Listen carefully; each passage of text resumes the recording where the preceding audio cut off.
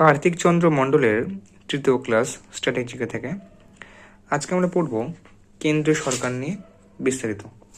চলো multiple question আলোচনা করা যাক, যেগুলো বিগত বছরে এসছে। যেমন এখানে লেখা রয়েছে সিজিএসএলে চলে এসেছিল, ফুড এসআই 2022 এসছে, আবার সিজিএসএল এসছে।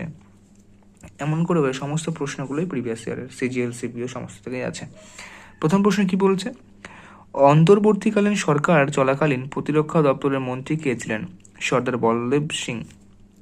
স্বাধীন ভারতের প্রথম মন্ত্রিসভায় পররাষ্ট্র বিষয়ক দপ্তরের মন্ত্রী কে ছিলেন? জওহরলাল নেহরু। কে স্বাধীন ভারতের প্রথম মন্ত্রিসভার অর্থ দপ্তরে নিযুক্ত হয়েছিলেন?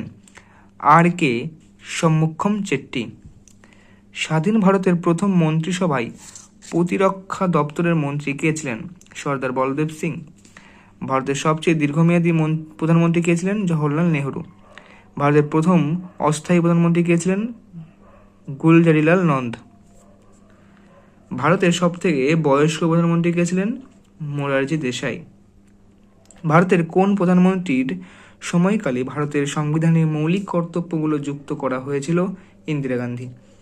পদে থাকাকালীন ভারতের কোন প্রধানমন্ত্রী মৌলিক অধিকার থেকে সম্পত্তি অধিকারকে বাদ দিয়েছিলেন? মোরারজি দেশাই।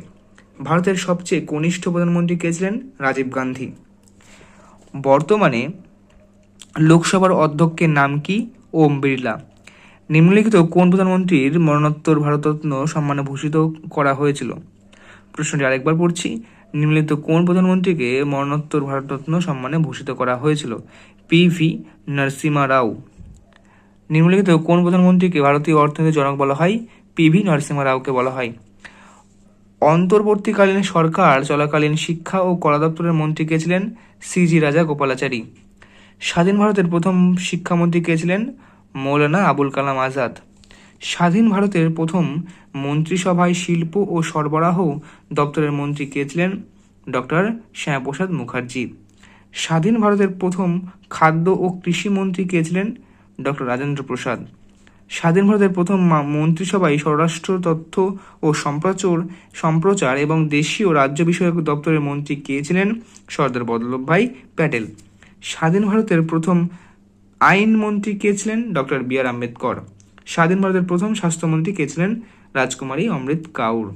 এই ছিল আজকের কেন্দ্রীয় সরকার বিষয়ক কিছু প্রশ্ন। ক্লাস নাম্বার 3 আশা করি সকলের ভালো লেগেছে। এরকম করে আমরা পুরো বইটাই কভার করে ফেলবো। তোমরা সবাই পাশে থেকো। আশা করি ভিডিও তোমাদের ভালো লাগছে। নমস্কার। আজকের জন্য এটুকুই।